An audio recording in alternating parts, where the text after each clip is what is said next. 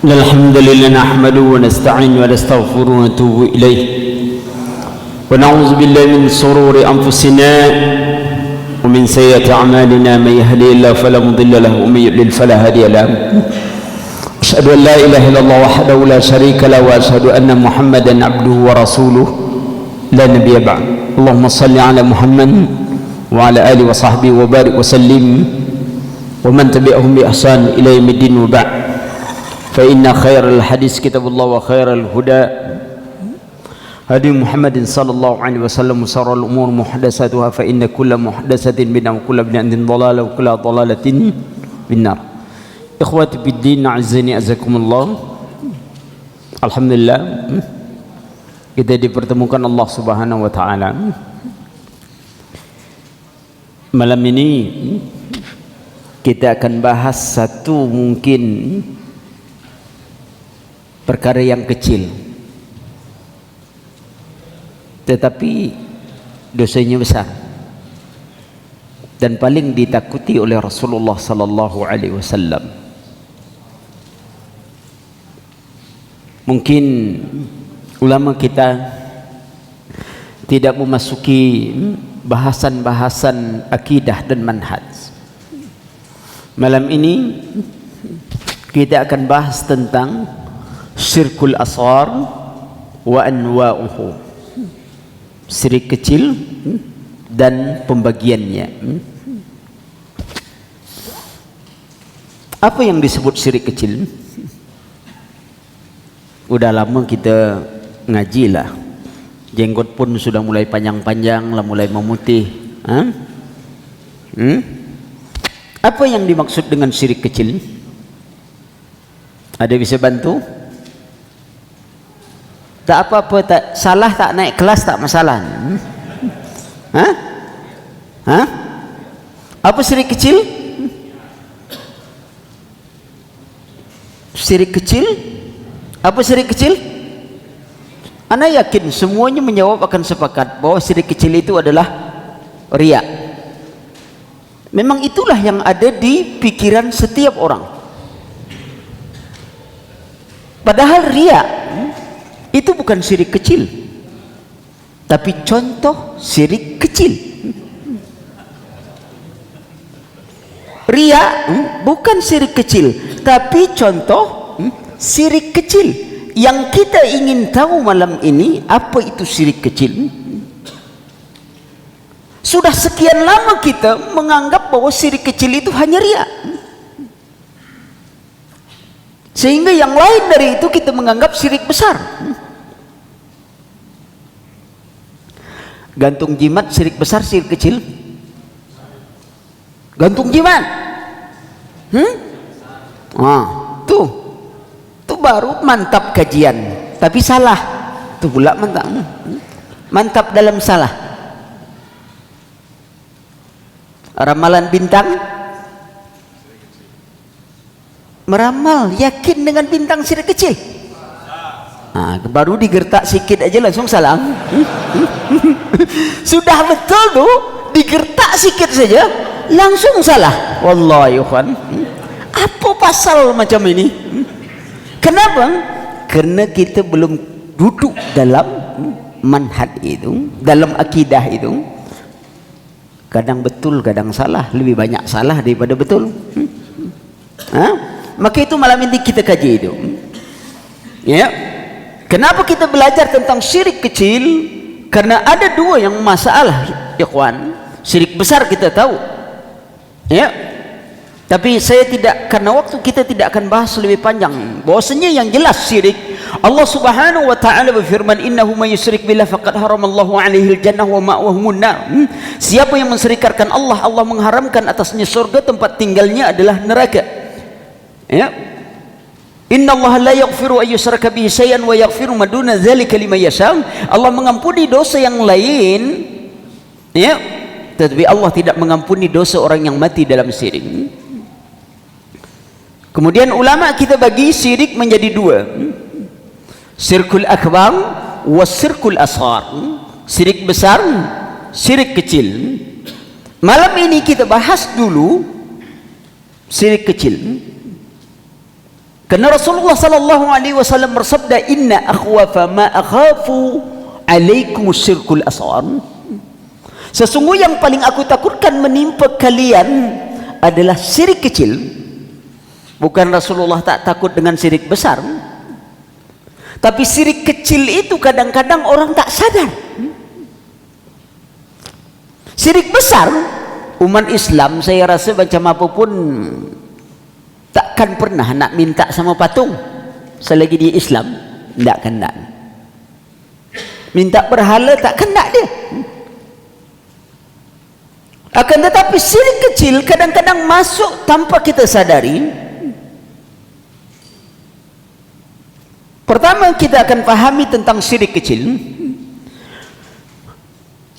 Syirik kecil adalah ma'ata fin nusus wa huwa syirkun wa lam yasil ila ma'ata fin nusus wa huwa syirkun annahu syirkun aw wa huwa syirkun walam yasil ila haddis syirkil akbar. Apa yang disebut oleh nas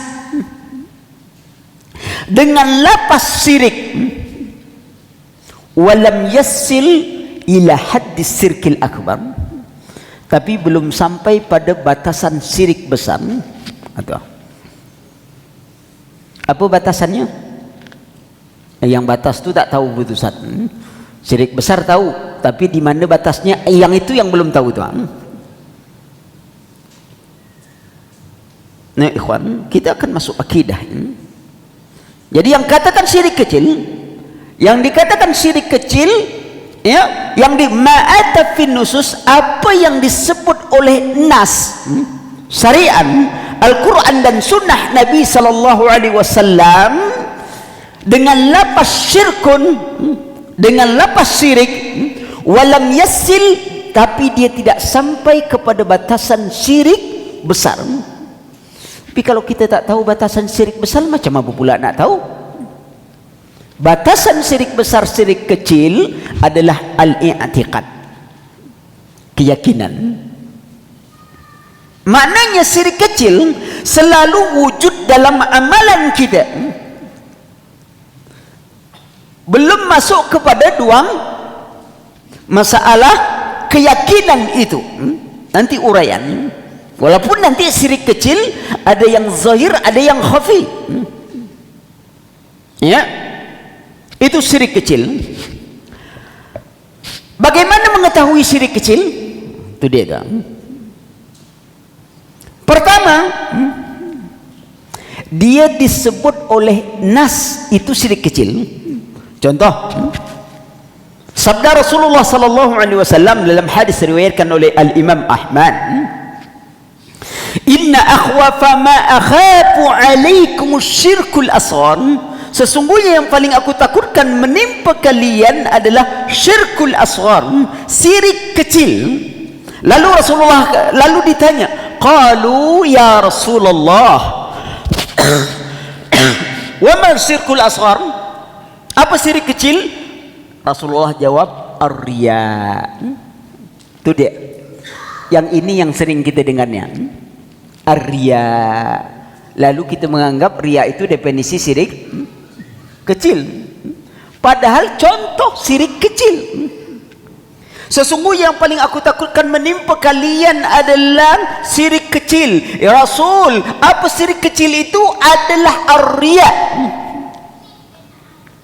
Allah subhanahu wa ta'ala berfirman, Qul innama ana basyarum mislukum yuha ilayya annama ilahukum ilahu wahid faman kana yarju liqa'a rabbih falyamal amalan salihan wa la yusrik bi'ibadati rabbih ahada. Allah subhanahu wa ta'ala berfirman dalam surah Al-Kahfi ayat 110, Qul innama ana basyarum mislukum yuha ilayya. Kita ambil penggalan ini dulu. Firman Allah, innama, kul, katakan Muhammad, innama ana, sesungguhnya aku, basyarum mislukum yuha ilayya. Di dalam ayat ini terkandung makna rukun daripada syahadat Muhammadur Rasulullah. Syahadat la ilaha illallah berapa rukunnya? Berapa rukunnya? 2, nafyun dan isbat. Berapa syaratnya? Ada 7. Berapa yang membatalkannya? Ikhwan, ini akidah. Ini akidah, syarat rukun.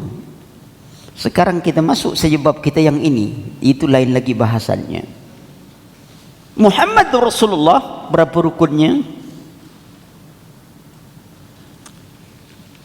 Kita sudah bersyahadat, tapi berapa rukunnya? Berapa syaratnya? Wallahi ikhwan, kalau Syiah sudah jelas ya. Syiah dia tak punya 2 kalimat syahadat. Rukun syahadat Syiah 3 kalimat syahadat, 1 persaksian bahwasanya Abu Bakar, Umar, Hafsah, Aisyah semuanya masuk neraka, ditambah persaksian kepada 12 imam. Berapa banyak syahadat tu? 15 syahadat. Sedang 2 aja payah kan nak ngapal? Apa lagi sampai 15? Allah. Maka itu rukun Islam berbeda dengan rukun agama Syiah. Syiah tak ada 2 kalimat syahadat. Tak ada, di dalam kitabnya itu tidak ada sama sekali 2 kalimat syahadat, karena dia tak penting syahadat yang itu. Ya. Perhatikan rukun di sini, innama ana basyar. Ini rukun yang pertama dari la Muhammadur Rasulullah, pengakuan bahwa Rasulullah sallallahu alaihi wasallam adalah hamba Allah. Ini pengakuan pertamanya.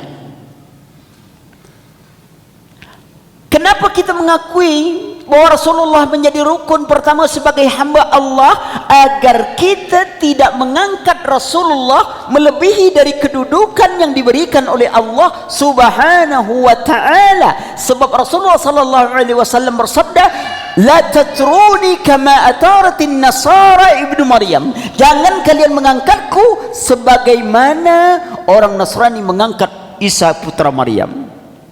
Kita akui Muhammad adalah hamba Allah. Kita mengakui ini.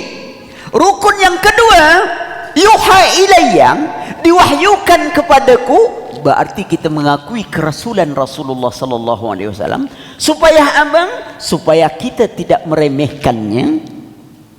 Sehingga dengan dua rukun mengakui Muhammad hamba Allah, Abdullah wa rasuluhu, mengakui sebagai hamba Allah dan mengakui sebagai Rasul Allah. Keloplah kita memuji Rasulullah tidak melebihi dari apa yang diberikan oleh Allah Subhanahu wa taala, dan kita tidak boleh meremehkan Rasulullah sallallahu alaihi wasallam, apalagi berdusta atas nama Rasul. Man kadzaba alayya muta'ammidan falyatabawa ma'adahu minan nar. Siapa yang berdusta atas namaku, sediakan tempat duduknya dalam api neraka. Sebab berdusta bawa nama Rasulullah berbeda kita berbohong nama orang lain. Sebab kalau bawa nama Rasul jadi agama.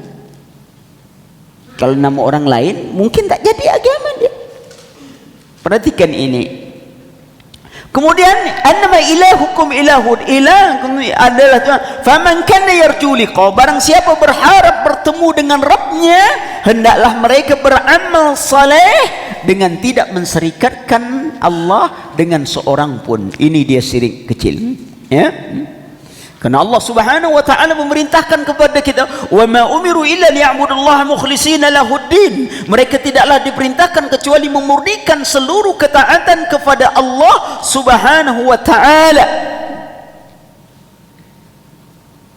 Jangan kita menjadi seperti orang munafik. Innal munafiqin yukhadi'una Allah wa huwa khadi'uhum wa idza qamu ila shalah qamu kusala. Qamu kusala.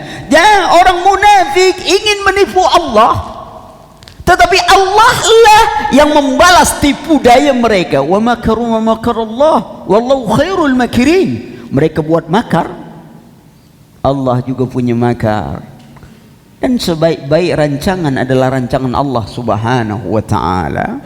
Ini hidup ikhwan. Apapun dibuat orang makar, tapi makar Allah akan mengalahkan makar mereka. Apapun tipu daya yang dibuat oleh mereka, yakin kita kepada Allah Subhanahu wa ta'ala. Makar dalam dakwah dia buat, tak masalah. Ad-dakwah al-haq, dia seperti kayu gaharu. Tahu kan kayu gaharu? Orang baru tahu nilai gaharu itu kalau gaharu itu sudah dibakar. Coba kayu gaharu itu tak dibakar, ada tak orang mencari gaharu? Tidak.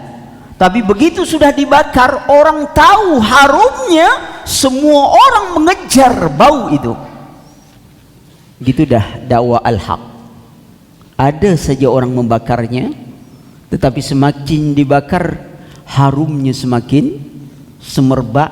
Insya Allah orang akan memburunya. Lalu kenapa kita gerisah? Wa makaru wa makallah wallahu khairul makirin. Jangan seperti orang munafik. Itu pertama. Kedua, terkadang ya, syirik kecil itu disebut dengan lafaz nakirah. Nakirah dalam bahasa kita itu umum. Untuk mengenal dalam bahasa Arab cukup ketahui dengan alif lam. Kalau dikatakan begini, ja'a rajulun, berbeda kalimatnya dengan kalimat ja'a rajulu. Kalau ja'a rajulun, apa maknanya? Telah datang seorang laki-laki, tapi saya tak kenal, pokoknya laki-laki, itu maknanya itu. Tapi kalau antum ngomong ja'a rajulu, telah datang seorang laki-laki, berarti antum kenal laki-laki itu, karena antum memakai kalimat alif lam. Maka itu kalau syirik disebut dengan pakai alif lam, berarti itu syirik besar. Kalau dia tidak disebut dengan menggunakan alif lam, berarti dia lebih umum kepada syirik kecil. Contoh, innar ruqa wat tamaim wat tiwalata syirkun. Ruqa itu apa? Ruqyah, jampian, jampi-jampi. Wat tamaim, jimat-jimat. Wat tiwalah, itu jampi pengasih. Biasa itu bujang-bujang lapuk atau apa, no? Letak-letak bedak gitu, biar laku. Pakai doa Nabi Yusuf kan? Nabi Yusuf tak pakai doa lah, ganting. Awak banyak doa, gantung. Celana gantung dulu, ya. Orang tak pakai doa. Nanti kita masuk bab mantra, siapkan catatan. Nak mantra ilmu kebal, nak mantra apa, nanti ditunjukkan, ya. Lihat, jampian, tiwala, jampi pengasih, syirkun, itu lepasnya itu. Itu menunjukkan kepada syirik kecil. Ini hadis diriwayatkan oleh Imam Ahmad dan Abu Daud. Termasuk juga yang ketiga, untuk mengenal syirik kecil itu pemahaman para sahabat. Apa itu? At-tiaratu syirkun. Apa tiarah itu? Tatayyur. Inna tatayyarna bikum, anggapan sial. Banyak tak kita anggap sial kadang tu? Ustaz, awak sial berdagang hari ini Ustaz. Kenapa? Tadi pas mau keluar rumah berdagang Ustaz, lewat mayat Ustaz. Tentu kita bilang, mayat lewat. Itu bukan mayat tu yang lewat tu, orang berjalan tu namanya. Tak mungkin mayat lewat. Orang bawa mayat lewat Ustaz. Itu iya baru betul kalimat. Kalau dibilang ada mayat lewat Ustaz, mayat lewat, itu bukan mayat namanya. Orang berjalan. Ada orang menggendong mayat, baru betul kalimatnya gitu. Jadi yang ada mayat Ustaz, saya tengok ada mayat lewat. Apa pula mayat lewat? Kalau dia lewat bukan mayat. Itulah Ustaz, pokoknya itulah. Saya nak pergi. Jadi kalau engkau nengok berdagang keluar rumah, tiba-tiba ada nampak orang bawa mayat, bakalan sial dagang kau hari ini. Kita bilang, penjual kain kapan tak pernah sial-sial. Dia jual kain kapan. Allah, apa banyak mayat datang ke tempat dia. Orang nak ngurus mayat tak ada sial-sial. Sering tak antum pergi ke pasar, baru bayar apa kata orang? Ambil duit, pecah telur. Bayangkan antum, tukang jual telur belum dibeli orang, berapa banyak telurnya pecah? Tak kemana-mana pecah telur. Padahal dia tak pedagang telur tuh. Masih pecah telur juga kata dia. Apa guna dia bercakap-cakap macam itu? Tukang jual telur aja tak pernah pecah-pecah telurnya tuh. Belum pedagang kadang-kadang lah banyak. Berapa pecah telur? Banyak hari kau Ustaz. Rugi apa? Masih untung juga Ustaz kata dia. Yang pecah mu hitung, naikkan harga kau Ustaz. Jadi pas tuh balik tuh modal kata dia. Pandai dia. Tak ada rugi-rugi. Kalau sekiranya belum pecah telur, beli aja telur banyak-banyak, pecah-pecahkan aja sekalian. Ya pecah telur. Tengok orang. Nah itu anggapan sial Pak. Kadang-kadang yang lebih malang lagi, suami bilang istrinya wanita sial. Itu memang betul-betul tak mengerti sama sekali. Sebelum aku nikah sama kau belum macam ini hidupku. Jelaslah belum menikah bujangan. Lah menikah tentu sudah punya istri, tentu berubah. Ini aneh-aneh aja. Belum menikah belum macam ini hidup. Jelaslah. Belum menikah kan belum punya istri. Sudah menikah tentu macam orang berkeluarga sudah menikah tuh. Berbeda dengan orang bujangan. Yang istri pula macam itu. Semenjak saya menikah sama bang, makan hati saya kata dia. Dia tak bersyukur tuh, tetangga dia makan sop tulang aja pak ya, dia makan hati.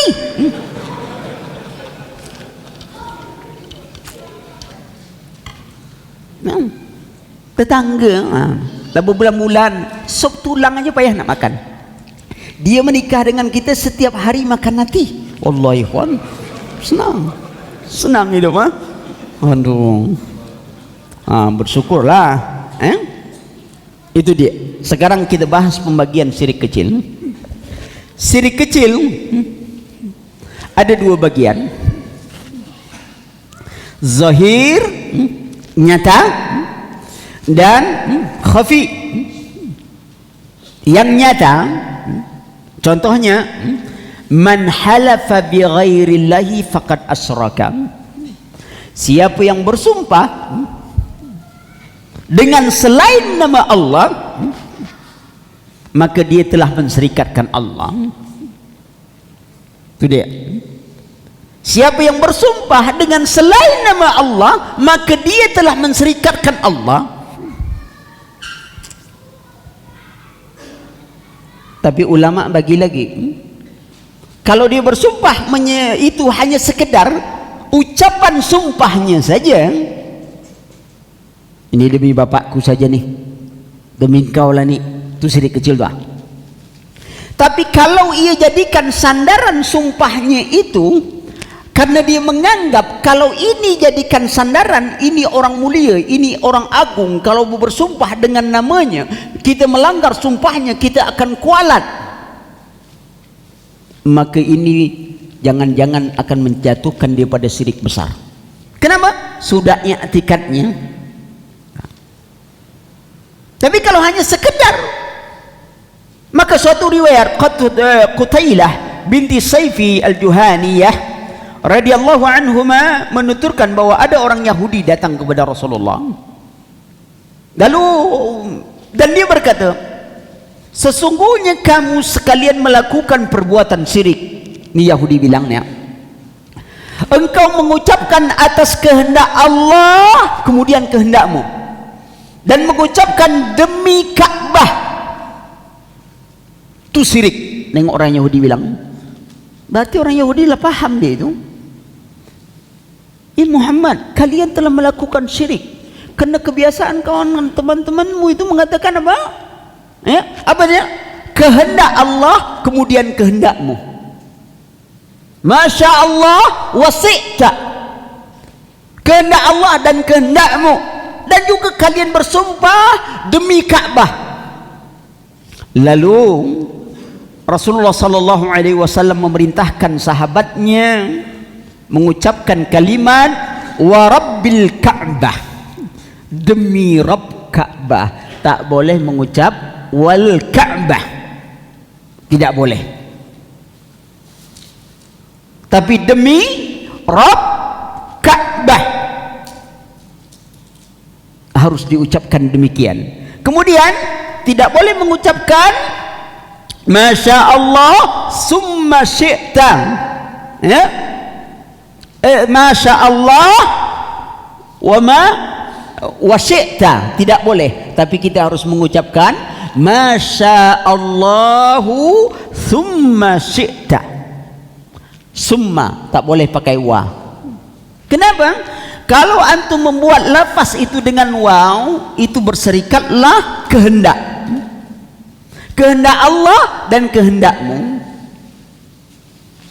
Padahal yang ada cuma kehendak Allah, sedangkan kehendak kita itu adalah kemudian. Apapun yang kita kehendaki, kalau kehendak Allah tidak terjadi, maka dia tidak terjadi. Jadi tidak bisa kita menggandengkan kehendak Allah dan kehendakmu, tidak. Yang harus kita ucapkan Masya Allah summa syi'ta. Bagaimana keadaanmu? Alhamdulillah, sembuh. Kemudian kita berusaha, kemudian kita ada usaha. Salah juga kalau kita mengucap Masya Allah, bagaimana keadaan anakmu? Alhamdulillah, berkat dokter. Alhamdulillah, berkat dokter tak jadi anak saya mati. Tengah malam dokter mati duluan. Nah, tuh kalimat kecil.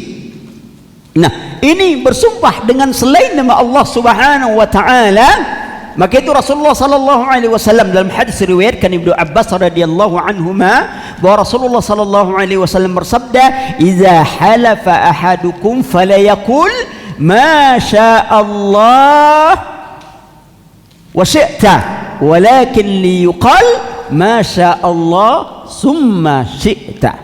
Ya, apabila seorang dari kalian ingin bersumpah atau ingin mengucapkan sebuah kalimat, janganlah kalian mengucapkan kehendak atas kehendak Allah dan kehendakmu, tapi kehendak Allah kemudian kehendakmu. Tengok bahasa Arab, sikit aja kalimat itu summa dengan wa, itu orang bisa salah paham, ikhwan. Contohlah, orang Syiah menikah nih, ya, menikah tuh boleh sampai 9. Apa dalilnya? Dalil sama fankihun nisa masna wa sulasa wa ruba. Nikahilah perempuan 2 tambah 3 tambah 4, tuh jadi 9 tuh. Karena kalimat wa, jadi dia menikah 9. Jangan heran tuh kalau nengok ada orang Syiah nikah sampai 9. Yang tak nikahnya lebih lagi. Mut'ah kan, kalau mut'ah itu kan semakin banyak semakin baik. Tengok, salah sikit saja. Wah, maka itu perhatikan, pelajari bahasa Arab itu. Kadang-kadang kita tidak memahami Al-Quran dengan bahasa Al-Quran. Summa syi'ta, Masya Allah summa syi'ta, ya. Nah, itu harus perhatikan. Ini kita masuk kepada syirik yang pertama tadi. Yang kedua, syirkul khafi, ya, syirik yang tersembunyi. Seperti apa? Riya, sum'ah dan lain-lain bentuknya. Inilah pembagian syirik kecil. Apa itu?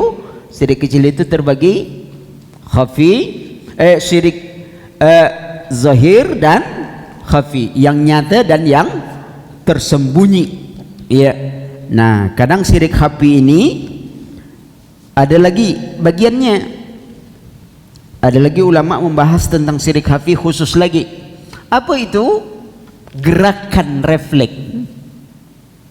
Seperti gini, kita kadang-kadang kalau sholat kan, kalau tak ada orang tuh ala kadar saja ke.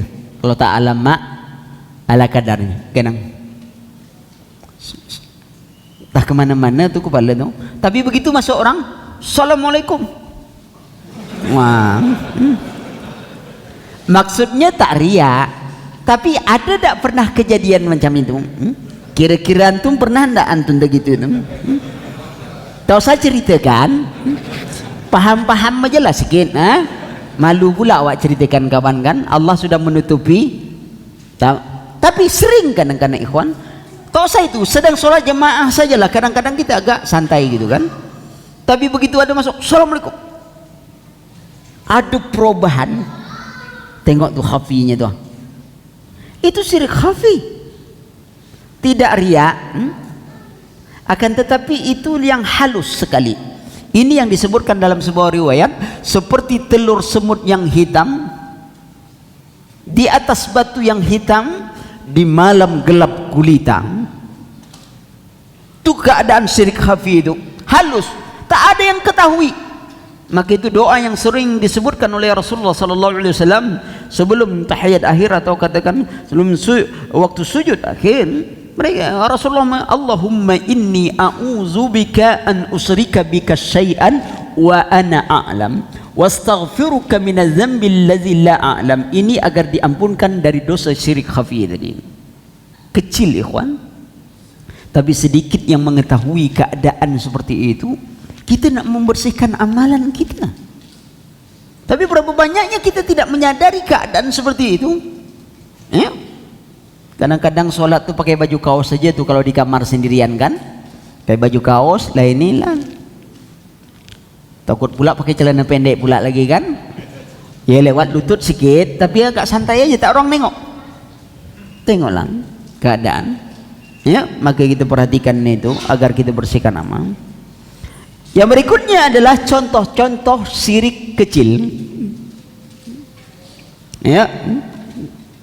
Pertama tadi apa? Riya. Riya adalah beramal ingin dilihatkan ke orang. Ada orang ngaji ini suaranya bukan main naik. Itu riya atau sum'ah? Riya atau sum'ah? Perhatikan, sum'ah. Apa itu sum'ah? Amalan yang diperdengarkan pada orang. Ada orang ngaji, suaranya bagus, semakin banyak orang dengar, semakin kuat Allah bunyinya, semakin kuat kajiannya. Kira-kira itu riya atau sum'ah? Ya akhi, itu riya. Yang sum'ah itu beramal amalan yang diceritakan pada orang, itu sum'ah kan? Antum sebenarnya sholat malam tak ada orang tahu, tak ada orang tahu, tapi antum kadang-kadang bercerita. Kita kadang-kadang malam tak tahu, tapi tiba-tiba di kantor agak ngantuk sikit. Kenapa ngantuk ini? Enggak lah, kata dia. Apa dak? Ceritalah, kata kawan, biasa tak pernah ngantuk. Lah mulai sholat malam gini, kata dia. Wallah, bercerita dia. Padahal malam tadi nonton sepak bola lah 2 jam, sholat 2 rakaat, cuman dicerita sholat malam, kata dia. Wallah, jangan kasih tahu orang, tapi dalam hatinya kasih tahulah orang. Woi, dia ngantuk tuh sholat malam gini tuh kan. Atau antum infak, ya, itu infak. Ngapa tadi dalam tuh? Tak ada. Apa yang tak ada? Tak ada dalam, mau betul di dalam tuh ronding. Sikit lah. Apa? Jangan tahu orang apa. Infak. Allah. Tapi ingat, kalau antum beramal sembunyi, kemudian antum bertanya sama ustadz, bercerita, bukan maksud ingin diperlihatkan, didengarkan, dipuji, disanjung, cuman ingin mengambil apa? Sebuah nasihat, itu bukan sum'ah. Sama seorang ustaz, dia bercerita tentang sebuah amalan, mungkin dia contoh dekatnya, mungkin dia beramal begini-begini, dalam rangka memberikan pelajaran, itu bukan sum'ah. Hati-hati itu. Riya juga, man sama Allahu yaumal qiyamah, man ra'a Allahu yaumal qiyamah. Barang siapa sum'ah, maka Allah sum'ah nanti di hari kiamat padanya. Barang siapa riya dalam amalannya, maka Allah akan riya kepadanya. Apa intinya? Orang riya dan orang sum'ah adalah orang yang suka memperdengarkan dan memperlihatkan amal kebaikan, ya atau tidak? Apa yang disembunyikan? Apa yang disembunyikan? Keburukannya. Barang siapa riya, maka Allah akan bongkar keburukannya nanti di hari akhirat. Begitu juga barang siapa yang sum'ah, menampakkan, menceritakan kebaikannya, kelak di akhirat Allah akan beberkan semua keburukannya. Ikhwan, hati-hati. Kalau kita sum'ah, berapa orang yang kita sembunyikan cuman dari keburukan kita? Akan tetapi kalau di hari akhirat, semua keburukan kita itu akan diperlihatkan oleh Allah Subhanahu wa ta'ala pada seluruh makhluk. Apa kita tak malu? Lihat keadaan itu. Maka hati-hati dengan riya dan sum'ah. Riya, sum'ah. Hati-hati dengan perkara yang seperti ini. Ini contoh yang pertama, bahwasanya wailul lil musallin alladzina hum an salatihim sahun alladzina hum yura'un wa yamna'un al-ma'un. Celakalah orang-orang yang salat, orang-orang yang lalai dalam salatnya. Termasuk orang lalai dalam salat itu adalah orang yang tak mau belajar tentang tata cara salat Rasulullah. Dia mau yang itu saja, tak pernah ingin berubah. Padahal kalau dia ikut cara Rasulullah, praktis, mudah. Malas dia belajar tuh. Sudahlah yang ini aja lah. Itu dia. Ya. Kemudian ini orang-orang munafik yang sholat tadi, ya, yuraun, ingin dilihat oleh manusia. Ya. Ini dia juga sum'ah. Ya, riya. Saya tidak bicara tentang riya lebih banyak, sebab kita bicara malam ini tentang syirik kecil. Kalau untuk riya itu harus ada majelis khusus lagi. Sebab riya itu panjang lagi bahasannya. Tapi kita cara umum dulu. Syirik kecil yang pertama, riya contohnya. Yang kedua adalah sum'ah. Ya. Yang kedua adalah sum'ah. Yang tadi, man sama Allahu yaumal qiyam, sama Allahu bihi wa man yura'allahu bihi. Barang siapa sum'ah, maka Allah sum'ah kepadanya, ya. Barang siapa riya, maka Allah akan riya padanya. Ali bin Abi Thalib radhiyallahu anhu berkata, 3 perkara menjadi pangkal tawadhu. Pertama, memberi salam kepada siapapun yang kalian jumpai. Kedua, redha kepada kedudukan yang rendah dalam majelis. Ketiga, membenci riya. Itu pangkal untuk tawadhu itu. Kita ni kadang-kadang kan suka kalau ada majelis tu, ini bukan melarang duduk di depan atau apa, tapi ada orang merasa kecil dia kalau di dalam majelis tu tak diperhatikan orang. Saya lah mau masuk, tak ada orang yang kenal Ustaz Ali, berdiri pun tak ada orang, memang kelewatan orang ni, umpamanya begitu. Muncul, dia harus ingin jadi, harus diperhatikan orang, dialah jadi orang yang utama, dia jadi ini. Lihat para ulama kita ini yang ditakuti dia. Imam Sufyan Tsauri itu Amirul Mukminin fil hadis. Kalau ada pengajian, dia duduk dalam majelis taklim, pengajian orang, tidak akan tahu siapa yang namanya Sufyan Tsauri kecuali orang-orang dekat saja. Apa? Dia suka menyembunyikan dirinya tuh. Tak suka nengok muncul ini tu. Kalau dia duduk sama sesama ulama Ahlus Sunnah tu seperti, kalau mereka duduk sesama, jangan antum harapkan mereka akan berebut menjawab sebuah pertanyaan. Justru mereka akan berebut menolak semua pertanyaan. Beda kita sekarang. Maaf cakap, sebagian ustaz kadang-kadang lah menjadi hakim pula daripada Imam Ahmad dengan Imam Syafi'i. Oh, menurut Imam Syafi'i begini, Imam Ahmad begini, menurut saya, waduh, lah sama dia. Imam Ahmad, Imam Syafi'i berselisih, dia pula yang jadi hakim. Menurut saya, kita pun jadi kagum juga. Mantap juga ustaznya, bisa jadi penilai Imam Ahmad, Imam Syafi'i tu. Mantap betul nih. Dia ni Syafi'i atau Syafi'i mana nih? Kecuali dia pakai perkataan menurut ulama ini, menurut ini, ya, itu dia yang bisa kita. Tidak bisa kita berbicara. Mana bisa? Menurut saya, siapa saya? Antum hanya bisa mendengar dari ustaz. Yang ustaz itu juga membaca perkataan para ulama. Belumlah kalibernya itu untuk fatwa. Oh, ini menurut fatwa Ustaz Ali. Ana tak tanggung jawab tahu. Ana tak pernah bilang fatwa ana. Antum ini yang salah-salah nanti. Antum nanggung dosa sendiri. Ana tak ada jawab gitu. Ya, ini artinya. Ya. Yang kedua, yang ketiga al-manni. Manni itu apa dia? Mengungkit-ungkit kebaikan. Manusia ini salah satu sebab ikhwat, kita malas berinfak, kita malas sedekah, kita malas belajar, kita malas berjuang, kita malas beramal. Salah satu sebabnya adalah kita merasa kita telah berbuat baik untuk Islam. Coba antum bayangkan, tidak sedikit orang, ya, apabila mereka diumumkan infak, tidak sedikit ya, alah duit lagi nih, alah duit. Kenapa kalimat seperti itu kadang keluar? Hal ini tidak lain adalah karena dia merasa dia sudah banyak beri untuk Islam.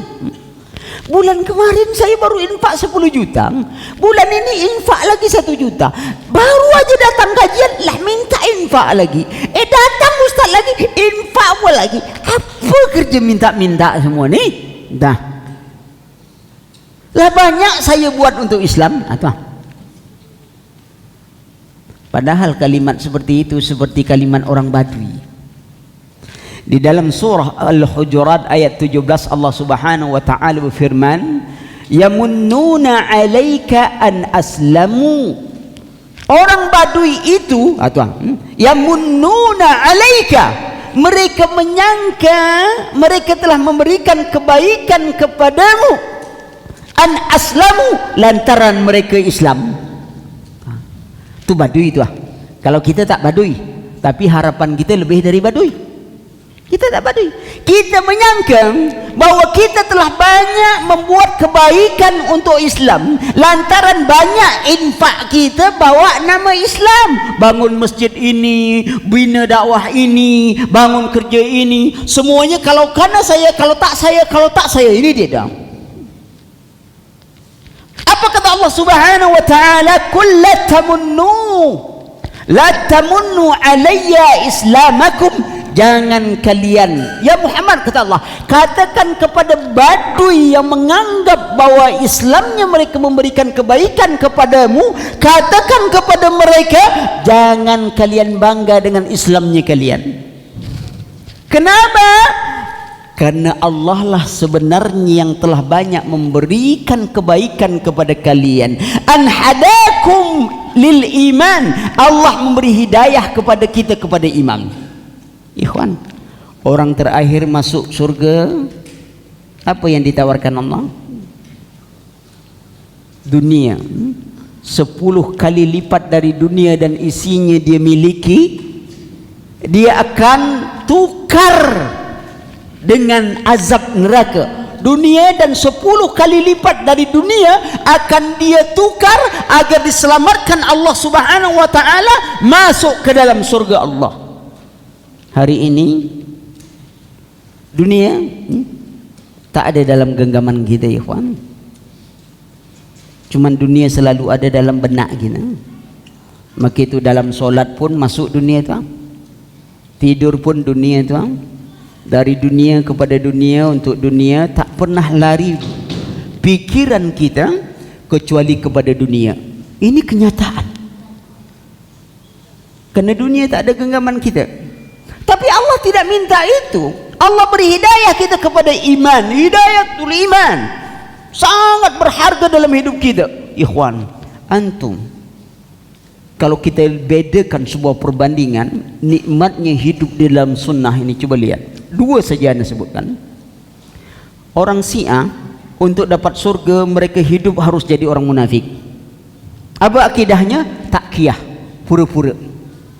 Wanita Syiah ingin masuk surga, mereka harus menjajakan diri. Apa dia? Mut'ah. Sebab kalau mereka tidak mau dimut'ah, mereka masuk neraka.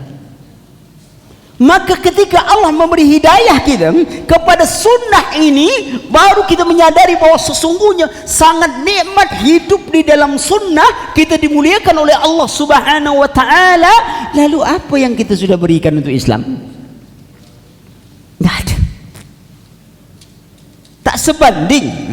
Tak ada sebanding. Surga yang kita minta dengan amalan kita tak sebanding. Surga yang kita minta dengan infak kita tak sebanding. Amalan-amalan kita pun tak sebanding dengan ampunan dan rahmat Allah Subhanahu wa ta'ala. Akan tetapi apa yang terjadi? Ketika kita melakukan sebuah kebaikan, kita merasa kita lah banyak kebaikan. Ngungkit tu, kalau tak saya dulu tu tak jadi pegawai tu. Padahal awak pegawai apa? Saya tak jadi pegawai, cuman dia aja kena saya jadi pegawai. Aneh. Gara-gara dia orang jadi, dia tak jadi. Ya. Dia bercerita semuanya tentang sebuah kebaikan. Ya, maka itu kita perhatikan, ya. Bahwa Allah Subhanahu wa ta'ala lah yang ingin memberikan kepada kita kebaikan. Itu dia. Kemudian lagi tadi saya katakan yang keempat, dari contoh syirik kecil itu adalah bersumpah tadi. Ini bersumpah dengan selain nama Allah Subhanahu wa ta'ala. Man halafa bi ghairillahi faqad asyraka. Ya, barang siapa bersumpah dengan selain nama Allah, maka dia telah mensyirikatkan Allah Subhanahu wa ta'ala. Allah boleh bersumpah nama makhluknya. Maka itu Allah bersumpah, wal asri innal insana lafi khusr. Demi masa, kalau Allah bersumpah dengan nama makhluknya, berarti makhluk yang jadikan sandaran sumpah oleh Allah, dia memiliki kedudukan yang harus diperhatikan, yang agung dan mulia. Allah bersumpah demi masa, menunjukkan kita harus memperhatikan waktu itu, karena Allah telah bersumpah dengannya. Ya, waktu, berapa banyaknya manusia membuang-buang waktunya, terbuang waktu dengan sia-sia, tak ada dimanfaatkan waktunya untuk ketaatan kepada Allah Subhanahu wa ta'ala. Coba antum bayangkan, pernah ndak antum nengok kawan gitu kan, ya, patah kakinya, lalu ditanya, apa pasal kaki kau patah? Dia bilang, semalam saya nak pergi taklim, kata dia. Ya, waktu pergi taklim dengan Ustaz Ali agak lama duduk, tak sadar saya kaki saya sampai patah, kata dia. Ada tak kira-kira? Tak kan ada. Atau antum tengok ada kawan bengkak tangan kan? Ngapa bengkak tangan tu? Banyak betul semalam cerita Ustaz tu, jadi saya saking penat mencatat sampai bengkak tangan saya. Ada tak? Tak ada, ikhwan. Paling antum tengok, kenapa tu tangan bengkak? Main badminton, salah cemes. Sangka bola apa, rupanya bola voli dibagi kawan gitu. Awak sangka bola betul lah, kata dia. Tengok, itu kaki sampai bengkak tu. Kemarin main futsal, awak nyangka bola karet, rupanya bola bowling dikasih kawan gitu. Salah tendang. Nyamoy ikhwan, macam apa kita nak bagi waktu kita, semuanya kita. Tak ada orang. Antum tengok ulama dulu kalau belajar, saking takutnya meninggalkan majelis, ada yang kencing di tempat, di dalam jubah, bernahan dia kencing. Kenapa? Dia takut tempat duduknya tu diambil orang. Dia tak nak keluar, dia tahan. Saya tak menganjurkan antum kencing di sini. Nantilah gitu pula kata Ustaz macam itu, katanya. Tak, ada si dekat sini. Itulah semangatnya dia tuh, Kalau sudah hadir majelis, semangat mereka berlomba-lomba mencari majelis, memburu ilmu. Berkahnya itu yang paling penting. Kalau dengar di radio aja banyak orang dengar. Tapi berkah berjalan dari rumah tuh, jalan dari rumah balik lagi, kita dihitung berada di jalan Allah. Fahuwa fi sabilillahi hatta yarji'a. Ini yang harus kita miliki doang. Supaya apa berkahnya itu ya, antum kerja dari pagi sampai sore doang. Berapa jam waktu kita kerja tuh, Yang itu kita cari untuk kehidupan kita dunia kita. Ilmu kita yang cari itu untuk dunia dan akhirat kita. Kebutuhan kita kepada ilmu agama ini melebihi kebutuhan kita pada makan dan minum. Makan dan minum itu sebatas ajal. Orang mati kan tak ada makan lagi. Walaupun antum bakar duit kirim-kirim, di mana dia belanja duit lah terbakar? Nak belanja di mana dia? Duit dibakar dikirim. Dia tak terima duit dibakar. Bakar kereta ke atau apa? Tengok. Ilmu ini dipakai sampai di dalam kubur pun dia dipakai. Coba, saya tak menghalangi orang belajar umum, tapi saya nak cakap, kita lah kuliah dari sekolah dari SD sampai tamat jadi sarjana. Berapa persen dari ilmu itu yang antum pakai untuk hidup antum? Paling-paling 10% cuma akhi. Yang lain terbuang saja. Habis waktu. Kalau antum belajar 20 tahun, paling-paling yang 3 tahun antum belajar itulah cuma dapat. Yang lain tuh enggak ada. Bukan saya melarang, tapi lihat, kalau ilmu agama hari ini antum belajar wudu, langsung praktekkan. Tak ada, langsung diamalkan. Ini yang kita tak tuh. Kita suka cari nak ngambang-ngambang saja semua. Tengok. Maka itu dengan berjalan seperti itu, kita kembali kepada kita bahwa waktu sangat berharga. Nah, ketika Allah bersumpah dengan makhluk lain, Allah boleh. Cuman kita tidak boleh bersumpah. Kita tak boleh bersumpah dengan makhluknya, apalagi sumpah pocong. Orang takut nyebut nama Allah, orang berani sumpah pocong. Kalau itu saya takut tuh, kata dia. Sebab kalau saya melanggar, pocong banyak datang ke rumah saya nanti, kata dia.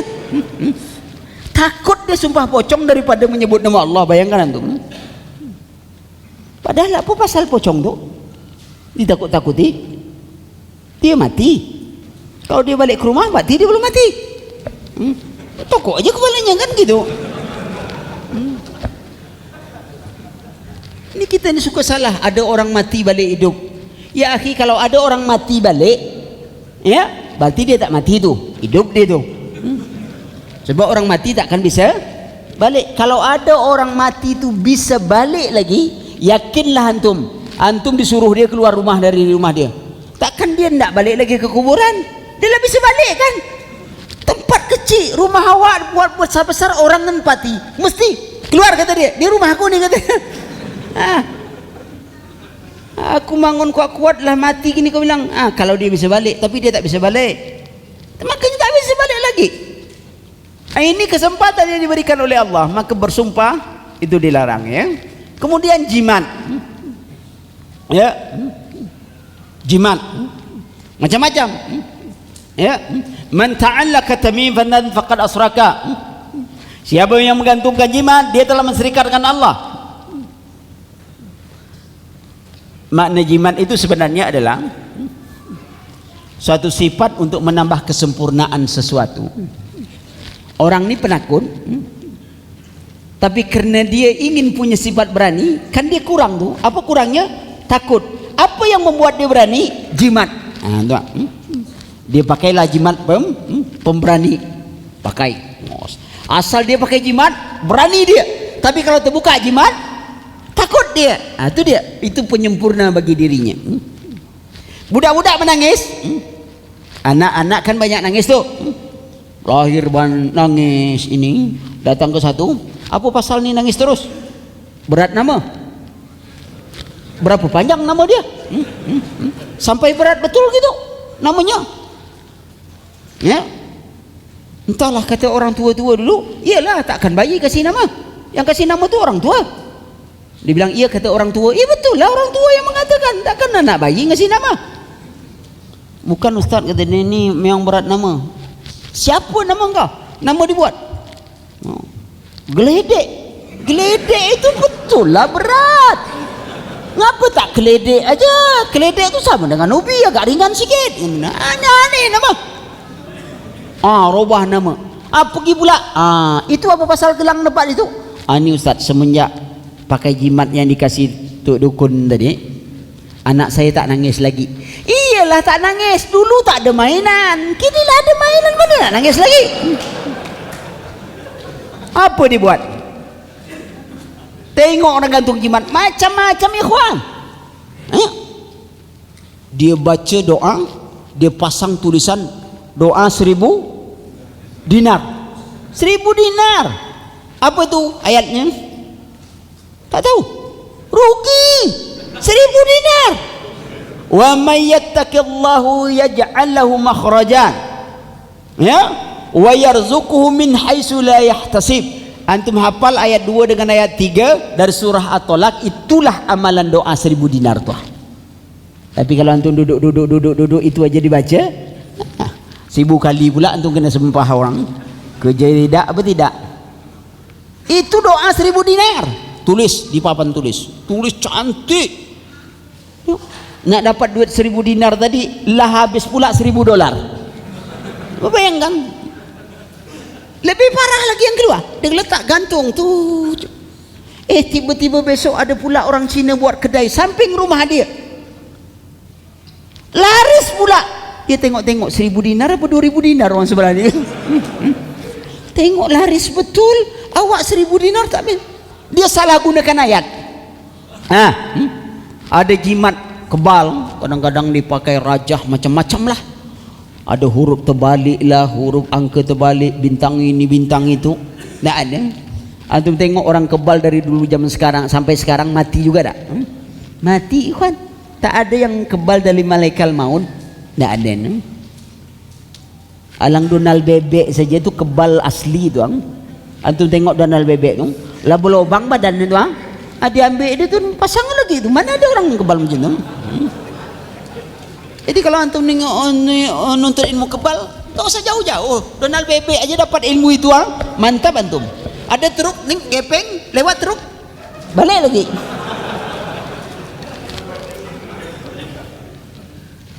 Tak ada manfaat untuk ilmu kebal ni, ya. Nah, ada manfaat. Rasulullah katakan, wa mal illa bil ajal. Wa mal mautu illa bil. Tidak ada kematian kecuali ajal. Orang kebal, orang ini kan belum ajal aja. Kadang-kadang belum sampai ajalnya, tak nunggu dia toko orang mati dia. Katanya kebal, kok kena tekuk itu aja mati? Dulu tidak. Itu dia. Itu gunanya orang jimat. Maka itu kalau orang pakai jimat di Jawa, ya, kira-kira jimat kebal di situ bisa tak dipakai ke Sumatera? Umumnya orang punya ilmu itu dia bilang tak bisa. Kenapa? Saya katakan bahwa jimat itu kartu anggota jin. Kalau antum pakai jimat di Sumatera, jimat kebal Sumatera, maknanya jimat kebal yang melindungi antum itu adalah jin yang pakai jimat itu juga. Kalau ditengoknya sama, antum dilindunginya. Begitu antum sampai di Jawa, rupanya kartu anggotanya lain. Maka itu ilmu antum tak mumpuni di Jawa. Begitu antum nak pasang-pasang, jinnya lain. Kata jin satu, bukannya, biarkan aja lah, tak salin dong lidong lah, kena tokok mati antum.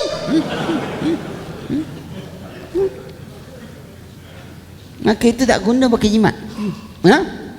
Itu jimat, banyak orang buat jimat. Ya, ada jimat pengasih ini. Itu jangan man ta'allaqa tamimatan faqad asraka.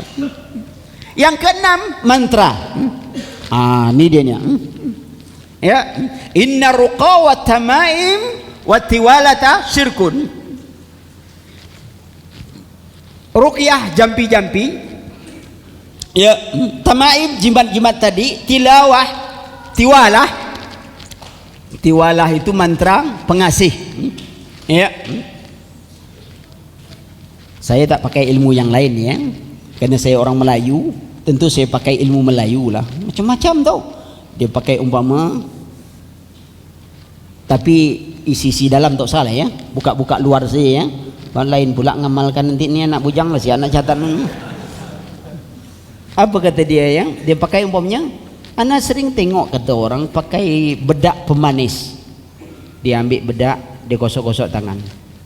Apa mantra? Bedak pemanis, bedak olah alik. Wah, mari pakai ujung gunting, ku pakai bedak di luar kulit, mesra dalam daging. Dengan berkat la ilaha illallah Muhammad Rasulullah. Berseri wajahnya. Orang pun nengok dia senyum aja orang. Apa senyum? Bedak tu apa kerja laki-laki mau bedak?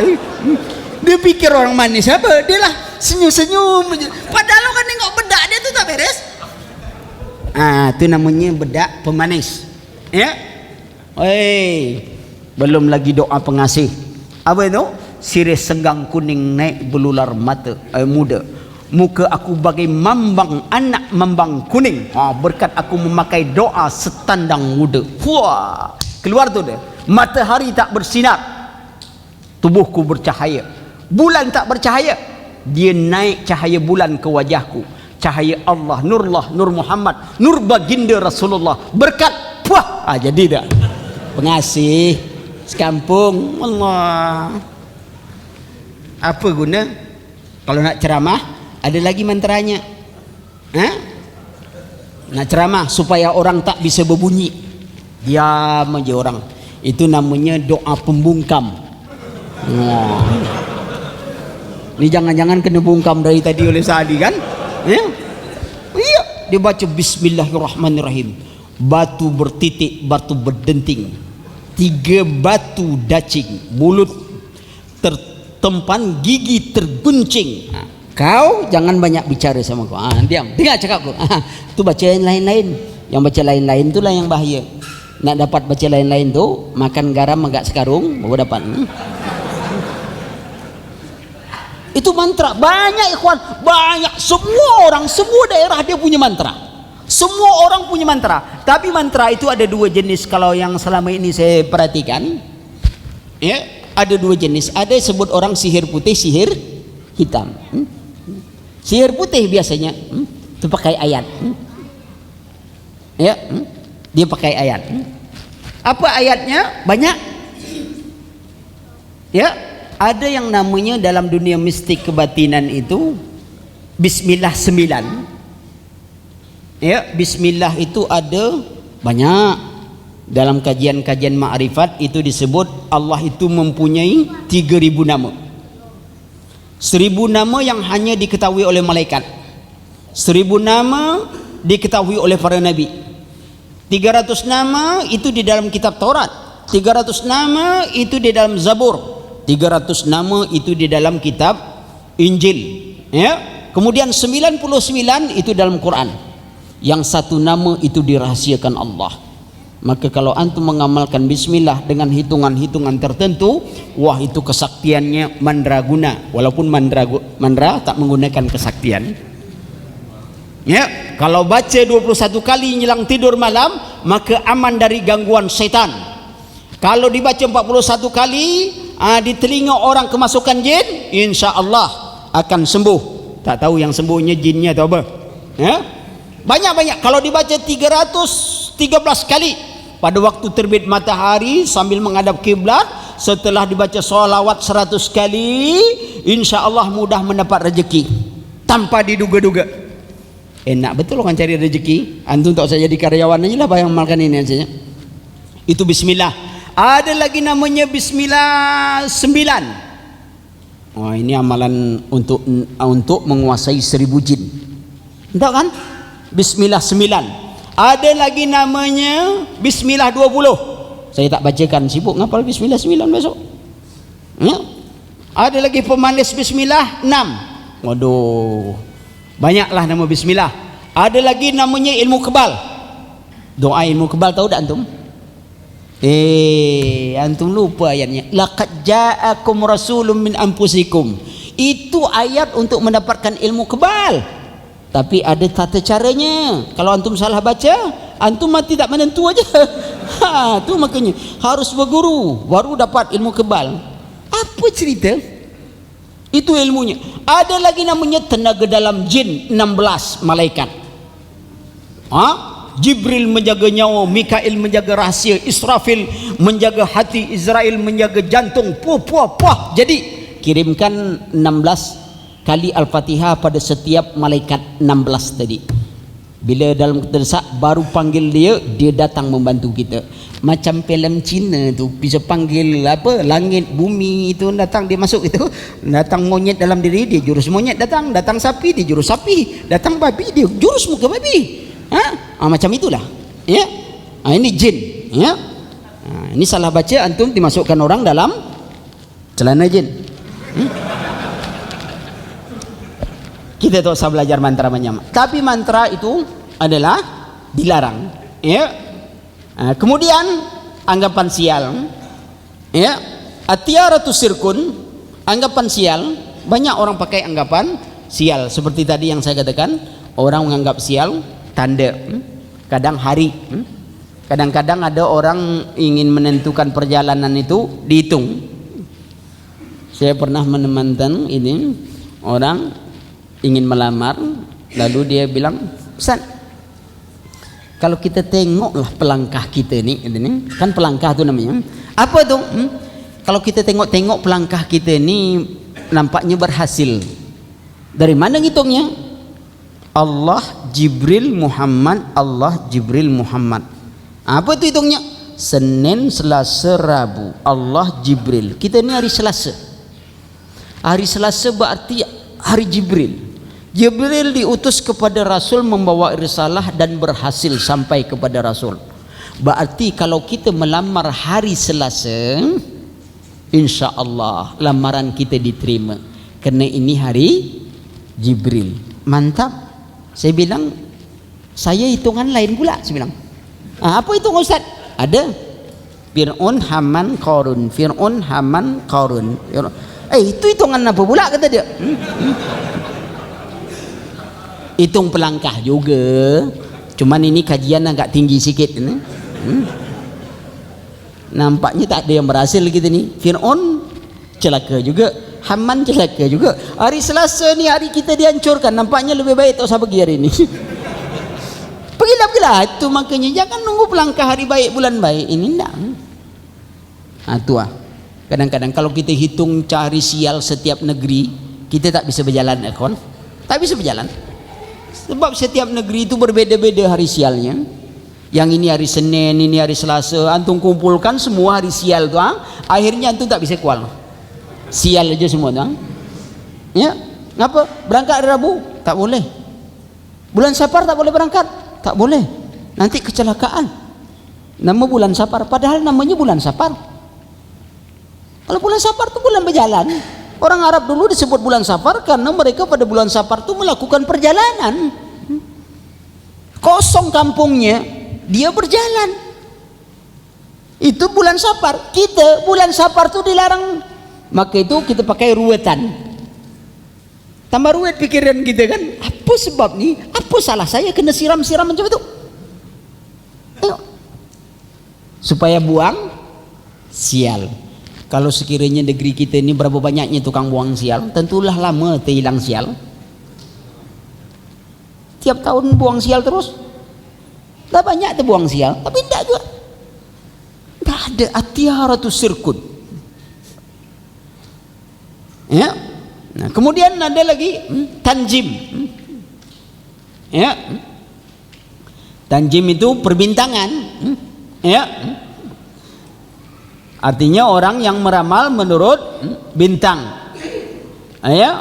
Banyaklah bintang-bintang yang di langit itu. Biasanya itu anak-anak muda tu. Nengok koran tuang, tak ada yang ditengok kecuali bintang hari ini.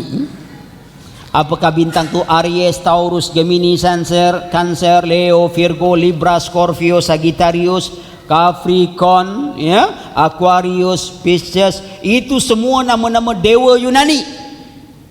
Itu dia yakin tu, tengok. Asmarang, hangat-hangat tai ayam. rezeki Senin Kemis, hari Senin dapat, hari Kemis habis. Allah, apa pasal dia nak tengok itu? Sudah tu nak jodoh, tengok pula. Ini jodoh Leo. Ini Jamilah ni bintang Leo. Jamal Taurus. Mal, jangan menikah sama Jamilah, Mal. Kenapa? Tak cocok bintang. Kenapa? Dia Leo, Mal. Singa tahu. Kau Taurus, kambing. Singa kena terkam kambing. Kau besok takut sama bini kau, bahaya gitu. Jadi tak usahlah, lebih baik tak usah. Tak cocok. Leo tu dengan pasangan itu tak cocok. Tu kalau tu. Tapi Aries macam apa? Aries tak boleh juga. Sebab itu lambangnya Aries tu gambar domba. Jadi kalau kambing bertemu domba itu bertanduk-tandukan aja kalian. Tak ada damai-damai. Ya? Jadi semua dia nak hitung-hitung. Kalau Gemini macam apa? Kalau Gemini tu bagus tu. Itu tanda bisa berbini dua. Sebab gambar kembar kata dia. Oh, itu bagus. Semua je nak tengok. Ya, itu ramalan bintang tu. Kadang-kadang orang ikhwan dia nengok sifat tanggal lahir. Orang yang lahir tanggal 1 dia bilang ini yang kepermulaan. Mereka yang lahir pada tanggal 1 memiliki bakat untuk menjadi seorang pemimpin dan pelopor. Tengok siapa tanggal 1 sini. Macam-macam saja dia nak buat. Tu tanggal pula. Lepas tu dia pula sifat berdasarkan hari lahir. Siapa yang lahir bulan Januari, mereka yang lahir di bulan Januari ini, pertama dia memiliki pembawaan tenang, berwibawa, mandiri, sudah besar mandi sendiri, ya? Teliti dan pandai mengatur keuangan. Itu yang lahir bulan Januari. Kalau lahir 1 Januari itu artinya berwibawa, banyak uang, bawaan uang. Lama-lama dia jadi beruang. Itu. Kadang-kadang ikhwan, antum bisa tengok ketik rek spasi macam-macam. Kalau orang lahir dari Senin Kliwon, sifatnya apa? Ramah, sopan, santun, lembut, itu Kliwon. Kalau lahir Jumat Kliwon, itu bahaya. Dia bisa jadi pocong. Apa pasal dia buat macam ini? Itu tak ada kecuali khayalan-khayalan muncul. Bahkan antum bisa dapatkan orang-orang kadang-kadang angka, menghitung itu berdasarkan angka. Tengok angkanya, umpamanya nomor yang paling antum, nomor kelahiran antum 12/04/68. 12 berarti 3 tambah 4 jadi 7 tambah lahirnya tahun berapa? 1968, tambah lagi itu umpamanya 25, tambah lagi 2 tambah 5, akhirnya dapat angka terakhir 7. Apakah sifat orang lahir yang 7 ini melambangkan sifat asteroid, orang yang rajin dan tanggap? Jadi kalau nomor HP antum hobinya 77, ini orang yang cepat tanggap gitu. Apa akal-akalan macam itu? Baca aja pandai antum semuanya, ya? Tak ada gunanya macam itu. Ini pakai ketik rek spasi. Kirim pula antum kepada jodoh. Saya Ratu Jodoh. Ratu Jodoh belum dapat jodoh juga. Saking banyaknya nak milihkan orang jodoh, akhirnya awak tak dapat berjodoh. Ya, itu makanya itu contoh. Anda tak banyak-banyak lah itu. Soalnya banyak pensui di dunia ini kan. Ya, buat rumah juga ingat. Menurut pensui, tak boleh buat rumah pintu depan itu sejajar dengan pintu belakang. Sebab rumah yang seperti itu bakalan tidak bisa nyimpan duit. Sebab duit itu bisa masuk aja mudah. Jadi pintu yang bagus, pintu depannya masuknya dari bawah, pintu keluarnya di atas. Jadi duit antum sudah masuk, dia penting keluar. Nah, tapi ingat, orang punya rumah macam ini, yakinlah antum, orang itu pelit tuh namanya. Tuh. Tapi untuk lokasi gampang. Antum cari tempat rumah yang paling bagus itu sekitar pekuburan. Itu punya aura wibawa yang kuat. Maling-maling berpikir untuk itu. Apalagi antum buat di kuburan sekalian. Insya Allah maling pun berpikir nak masuk rumah antum. Apa kerja ramalan, ha? Itu dia. Ikhwan, ini semuanya permainan dan apa semuanya tak ada gunanya sama kita untuk belajar seperti itu. Habis waktu kita. Nikmati hidup, jalani hidup ini dengan tawakal kepada Allah. Yakinlah bahwa yang Allah berikan itu yang terbaik untuk kita. Dengan husnuzon dengan apa yang diberikan Allah, Allah pasti berikan yang terbaik. Kita jangan selalu ada rasa, pokok ingat bahwa Allah itu menurut persangkaan hambanya. Kalau kita bersangka baik kepada Allah, Allah berbuat baik untuk kita. Tapi kalau kita bersangka buruk, awas, jangan sampai Allah memberikan yang keburukan pada kita. Jadi jalani semua kehidupan ini dengan husnuzon kepada Allah. Antum lihat, ketika orang sibuk mencari asuransi kehidupan, rezeki, ada asuransi yang paling menjamin kehidupan kita. Apa itu? Qanaah dan tawakal pada Allah. Coba untuk perhatikan Siti Hajar. Siti Hajar yang ditinggalkan oleh sang suami dengan air, hanya satu kantong air, sebungkus kurma. Mana masa depan anaknya? Tidak terpikir mana masa depan anaknya. Awalnya dia berpikir, ini ya Ibrahim, kau sampai hati meninggalkan aku dan anakku di sini. Mananya? Begini, padang yang tandus, semua tidak ada, orang tak ada, ditinggalkan di situ, hanya bekal air dan ini. Dia bertanya, wahai Ibrahim, siapa mu? Sampai akhirnya bertanya, apa dia tanyakan? Apakah Tuhanmu, apakah Rabbmu yang memerintahkan engkau melakukan itu? Lalu Ibrahim katakan, iya. Antum buat pelajarannya, ibu-ibu juga. Kenapa ya Siti Hajar mengatakan, apakah Rabbmu yang memerintahkan? Tengok tuh, husnuzon dia kepada suaminya. Karena dia yakin tak mungkin suaminya ini akan meninggalkan dia begini saja. Suaminya orang tanggung jawab, orang soleh, orang ini tak mungkin meninggalkan. Mesti ada yang lebih ia cintai, yang memerintahkan dia melakukan ini. Dan Siti Hajar yakin itu adalah Allah. Dia ingin menambah keyakinan itu. Dia tanyakan, begitu dijawab iya, bulatlah keyakinannya. Kalau begitu, tengok jawabannya. Kalau begitu, Allah pasti tidak menyia-nyiakan kami. Wallahi ikhwan. Akhirnya dengan tawakal, maka ibu-ibu, ya, kita semuanya, ini dia jaminan Allah. Dengan tawakal jaminan hidup diberikan Allah. Anak ulangi kisah. Hisam bin Abdul Malik punya 11 anak. Ketika dia meninggal, anaknya memiliki harta warisan 1 juta dinar. Satu orang anak, 1 juta dinar itu senilai dengan 400 miliar. 11 anaknya tahu. Hisam bin Abdul Malik khalifah, Umar bin Abdul Aziz juga khalifah. Ketika wafatnya Umar bin Abdul Aziz, meninggalkan harta warisan 18 dinar. Dipotong, tinggallah 9 dinar. 9 dinar ini bisa dibelikan 2 ekor kambing. 2 ekor kambing, kalau 1 ekor kambing harganya 2.200.000, berarti 4.400.000. Anggap bagi rata dulu. 11 anaknya, berapa dapatnya?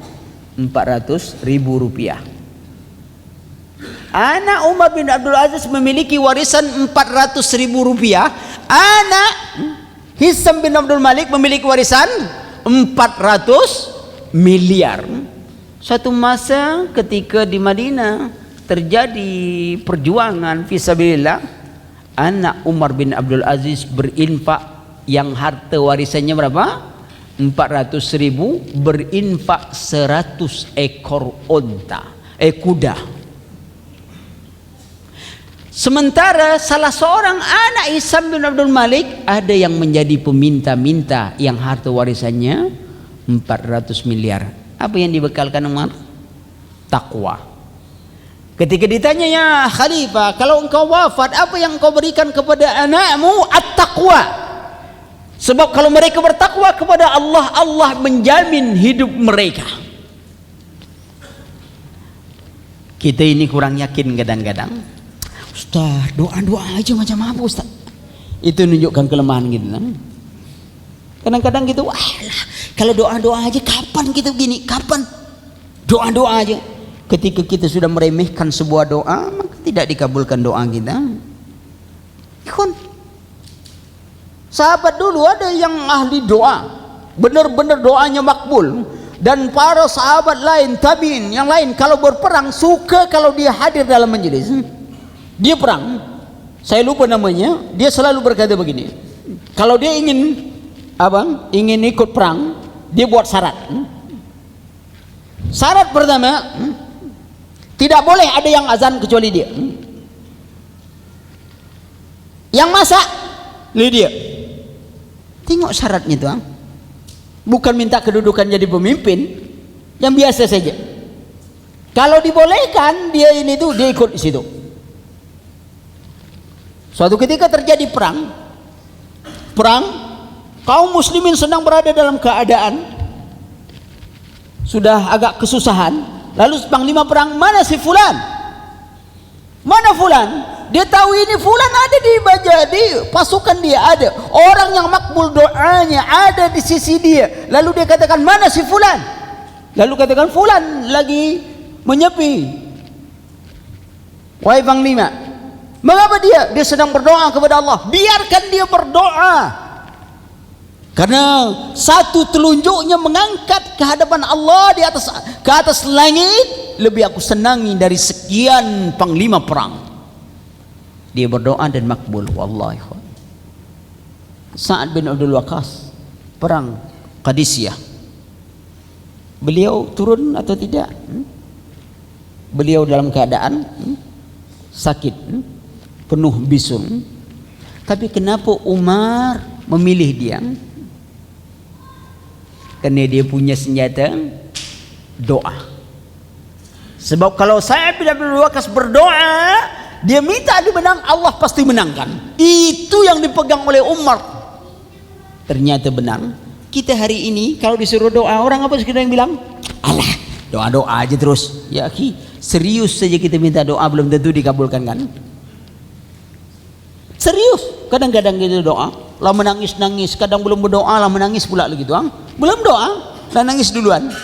Cuman tengok berdoa, ya Allah, tengok ustadznya pun kadang-kadang jemaah nangis, ustadz tak nangis, gitu kan? Kadang ustadz nangis, jemaah ketawa-tawa, tengok ustadz nangis. Tengok,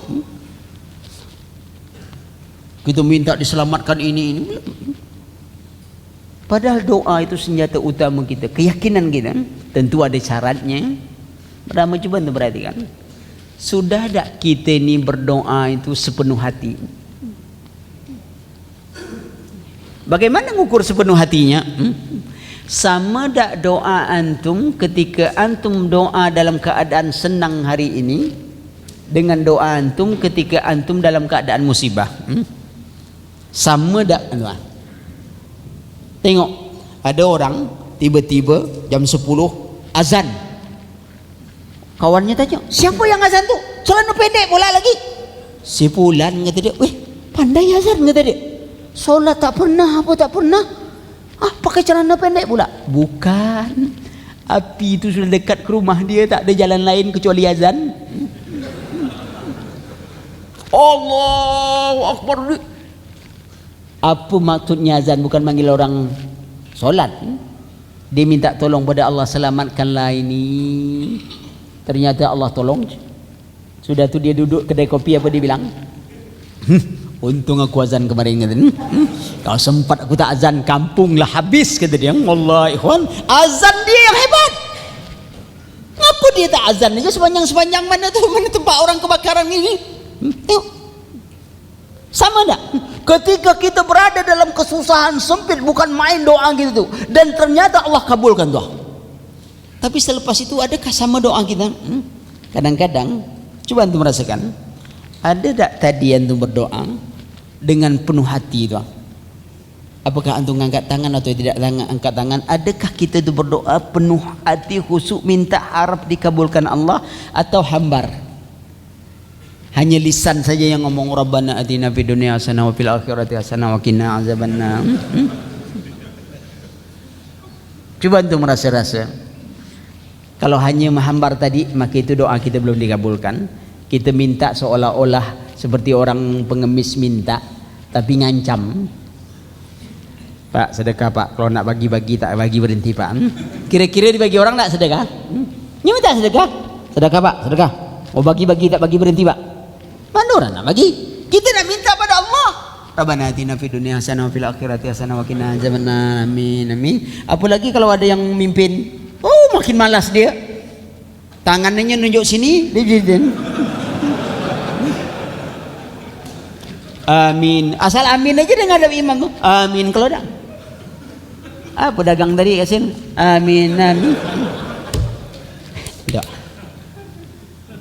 Mana doa akan dikabulkan? Pertama tuh ada penuh hati. Sudah tuh jangan tergesa-gesa. Kita ni tuh dah sebulan dah lama doa Ustaz kabulkan tidak juga kata dia. Jadi berhenti. Dia pindah lain Ustaz. Kemarin awak minta mobil tak dapat. Kijang kini Innova dapat jadilah kata dia. Pindah pula bosan. Tuh. Minta segera. Yang ketiga tujuh coba pula tadi sesuai permintaan tu dengan keadaan diri. Antum belum nikah doa nak minta anak, tak mungkin. Berilah aku anak, berilah aku anak. Anak apa yang antum dapat? Anak jalanan. Yang wajar-wajar aja gitu. Gaji kita kecil, gaji kita ini cukup beli motor, jangan antum minta pesawat. Ya Allah, kalau begini aja bila lah naik haji, ya Allah berilah aku rezeki pesawat biar besok naik haji senang. Khayal. Tidak sesuai keadaan dengan minta. Yang wajar kita minta kepada Allah Subhanahu wa taala. Jadi tidak khayal. Kemudian periksa makanan. Kadang-kadang mereka pakaian minumnya apanya semua yang haram. Lalu bagaimana Allah akan menjawab panggilan doa mereka? Kemudian keyakinan. Itulah ikhwan di antara beberapa perkara yang mungkin yang dapat saya sampaikan, dan lebihnya kita masih ada waktu sedikit untuk tanya jawab. Ya, sengaja kita terus terang, ana lebih cenderung untuk kajian seperti ini. Mungkin materi-materi kita ya tentang khusus, dan ana tidak bahas tentang Syiah. Sebab buku belum selesai. Ana baru selesai tulis buku 100 perbedaan Islam dan Syiah. 100 perbedaan Islam dan Syiah, mulai sejarah pengkhianatan sampai apapun. Mudah-mudahan nanti bisa jadi buku cepat selesai, agar kita tahu bahwa memang berbeda, tidak ada yang sama satupun. Sampai masalah aurat pun berbeda. Karena bagi kalangan Syiah yang aurat itu cuma 2, pintu depan dengan pintu belakang. Kalau 2 pintu lah tertutup, itu sudah aurat. Lah tertutuplah auratnya. Yang terbuka tak masalah. Yang paling penting 2 pintu tertutup. Nah itu bagi mereka biasa saja. Ya, silakan kalau ada pertanyaan. Subhanakallahumma bihamdika asyhadu an la ilaha illa anta astaghfiruka wa atubu ilaik.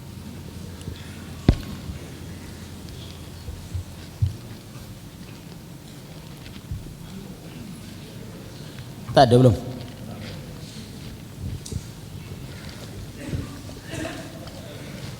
Ada, silakan. Dr. Hisam Usani kapan besok? Besok? Malam besok? Oh kurang tahu. Assalamualaikum warahmatullahi wabarakatuh. Waalaikumsalam warahmatullahi wabarakatuh. Begini Pak Ustadz. Iya. Di dalam sebuah hadis ada disebutkan innama a'malu binniyat. Iya. Jadi setiap kita manusia tidak luput dari kesalahan, bermacam-macam penyakit, iya, penyakit hati. Yang ingin saya tanyakan, bagaimanakah caranya untuk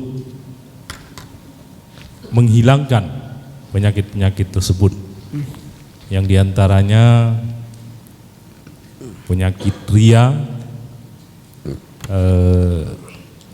sombong, angkuh, dan banyak lagi yang lainnya.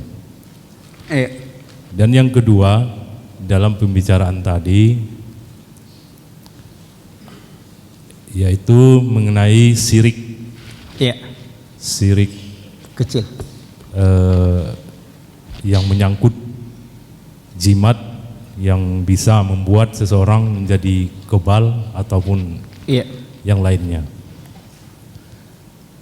Di sini dapat kita lihat bahwa jimat itu juga mungkin ada mempunyai khasiat-khasiat yang dapat membuat seseorang itu menjadi lebih kuat ataupun lebihlah dari manusia-manusia yang lainnya. Jadi untuk menanggapi ini, di sana pernah saya dengar al-Islamu yu'na wala yu'na alaih. Islam itu tinggi, tidak ada yang lebih tinggi daripadanya. Baik dia untuk dunia maupun akhirat. Tetapi di sini kita lihat ada perbedaan. Di sini saya mohon penjelasan agar saya dapat mengetahuinya. Demikian kiranya yang dapat saya pertanyakan, yang dapat saya sampaikan. Mohon maaf kiranya ada kesalahan dalam penyampaian ini. Dan saya akhiri, wabillahi taufiq wal hidayah. Assalamualaikum warahmatullahi wabarakatuh. Waalaikumsalam warahmatullahi wabarakatuh. Alhamdulillah. Pertanyaan dua tadi, yang pertama tentang innamal a'malu binniyat, kemudian yang dikaitkan tentang hati dan dihubungkan dengan riya. Betul. Pertama, secara umum untuk mengobati penyakit hati itu adalah lakukan kebalikan. Ini secara umum. Kalau antum punya penyakit hati pelit, sangat pelit, bakhil, antum paksa diri untuk berinfak. Itu cara ngobatinya. Kalau antum punya penyakit hati hasad, iri pada orang, antum lakukan kebalikannya. Antum berlapang dada menerima keadaan itu. Kalau antum pemarah cepat ini itu, antum lakukan kebalikannya, antum berikan maaf. Ini secara umum dari penyakit hati. Apa saja dari yang keburukan itu antum lakukan kebalikannya. Itu secara umum. Saya ini malas sholat, tentu harus dilawan dengan rajin sholat. Paksakan diri. Karena itu penyakit hati. Yauma la yanfa'u malun wala banun illa man atallahu biqalbin salim. Pada satu mata tidak ada lagi manfaat harta dan anak-anak kecuali orang yang wafatkan Allah dengan hati yang selamat dari syahwat dan subhat. Syahwat keinginan menentang syariat Allah, subhat ragu kepada syariat Allah. Jangan ada keinginan menentang syariat, kemudian pastikan, yakinkan kesempurnaan syariat Allah. Itu dia. Kemudian dikaitkan dengan riya. Ini kajian khusus. Bagaimana kita mencari menghilangkan riya? Pertama kita harus tahu sebabnya. Sebab riya seperti yang Bapak sebutkan tadi, sombong. Awalnya gila pujian, sudah tuh ujub, sudah tuh kesombongan, sudah itu ketamakan kepada apa yang dimiliki oleh lain. Ini sebab riaknya. Ya, ujub, tidak sombong. Setiap orang ujub punya dua rukun, dirinya dan ada yang dibanggakan. Sombong tiga rukun, dirinya ada yang dibanggakan, ada yang menjadi sasarannya. Lawan dari ujub dan sombong, sifat tawadhu, merendahkan diri kepada Allah Subhanahu wa taala dan tidak menghinakan manusia. Itu lawannya. Rendahkan diri, paksakan diri, terima kebenaran, akui kebenaran, itu cara obatnya. Kemudian tamak kepada pujian, sadarkan diri dari kebodohan dan bahaya pujian itu. Kemudian tentang tamak kepada dunia, zuhudlah kita dan qanaahlah dengan apa yang diberikan oleh Allah. Itu secara ringkas tentang itu. Kemudian tentang jimat tadi, dan Bapak kaitkan dengan al-Islam ya'lu wa la yu'la alaih. Lalu dikaitkan bahwasanya jimat itu bisa juga mendatangkan kekebalan ini itu pada orang. Saya tidak menafikan kebal. Ada kebal. Orang minta pada jin ada kebal. Ada raja-raja punya kebal. Ada doa-doa bisa punya kebal. Seperti saya katakan tadi, kalau antum mengamalkan Bismillah dengan ajaran tertentu, antum bisa kebal. Bakal antum kalau mengamalkan juga doa untuk falimun, antum bisa hilang. Tapi ada keyakinan apa? Kita tidak menafikan sihir dan apapun, tetapi itu benarkah atau salah dalam syariat? Ini yang masalah bagi kita. Karena ketinggian itu bukan karena kebal. Para sahabat perang cari mati, bukan cari jimat. Tengok, Rasulullah patah. Si fulan baca Bismillah terbalik, baca Al-Fatihah terbalik, baca Yasin terbalik, dia kebal. Rasulullah diturunkan padanya tak kebal. Si fulan punya tinjuan yang kuat dengan jimat yang ada pada dia, dengan mantra yang dia baca, kun kata Allah, fayakun kata Muhammad, rabbikum kata Jibril, tak pukul, bisa saja. Tapi kita tidak menafikan itu benarkah atau salah yang dibuat itu menurut syariat. Hari Imlek, antum lihat dah orang-orang main, orang-orang Tionghoa main debus, bukan hanya jarum, tapi kunci Inggris dari sini sampai sini. Itu nyata. Tetapi benarkah atau menurut syariat? Itu yang kita kaji. Karena yang ditinggikan oleh Allah Subhanahu wa taala hujjatul Islam. Islam tinggi. Islam tidak membutuhkan dengan apa permainan syaitan. Syaitan bisa nipu kepada manusia dengan mantra-mantra ini. Sedangkan dengan mantra-mantra biasa saja orang bisa kebal. Apalagi dengan menggunakan ayat Al-Quran. Syaitan lebih senang membantunya untuk kebal. Kenapa? Agar orang ini. Maka itu kita perhatikan. Jimat tidak menafikan ada orang pakai jimat bisa kebal, bisa ini. Iya, karena itu tadi jin. Tapi adakah orang yang kebal dengan malaikat maut? Tak ada ya, Ki. Ya. Antum pernah kenal dengan namanya orang Cendaku? Konon kabarnya dia bisa berubah diri jadi harimau. Apakah semua orang Cendaku? Tidak. Karena orang tertentu yang mempelajari ilmu sihir di sebuah daerah menuntut ilmu itu, dia akan bisa melakukan sihir itu. Istilahnya harimau Cendaku, kata orang, harimau jadi-jadian. Bisa jadi. Kalau sihir bisa saja. Orang Nabi Musa saja menyaksikan sihir, tali jadi ular. Iya. Maka itu masalah kita adalah masalah benarkah yang ia lakukan itu. Ya. Berapa banyaknya orang pakai doa mengirim mimpi. Kalau saya bicara tentang sihir sangat banyak sekali. Tapi ingat, ketinggian Islam, ketinggian hujjah, kebenaran Islam. Ya, kasih. Ya, kebenaran Islam. Islam tinggi, tidak ada yang meninggikan. Semua Islam tinggi. Maka itu antum perhatikan orang-orang yang memeluk Islam dulu, yarfa'allahu allazina amanu minkum wallazina utul ilma darajat. Allah mengangkat orang beriman di antara kalian, orang diberikan ilmu beberapa derajat. Maka itu perhatikan, bukan masalah jimat si fulan pakai cincin ini, zamrud ini batunya ini, intannya ini dia pakai lalu cocok, lalu dia kebal, lalu dia ini. Itu tidak kita nafikan ada. Yang kita bahas adalah benarkah itu? Karena Rasulullah diturunkan Al-Quran kepadanya, Nabi ketika perang patah giginya, Ali bin Abi Thalib mati dibunuh, Umar bin Khattab mati dibunuh, Utsman bin Affan mati dibunuh. Lalu siapa si fulan yang tidak mempan senjata, tapi orang-orang mulia semuanya ini? Khalid bin Walid berapa? Lebih 70 bekas pedang di tubuhnya. Maka itu perhatikan ini. Antum tahu sufinya di Irak, mereka itu prakteknya setiap hari dia buka gini, dia buang air itu, dia belah perutnya,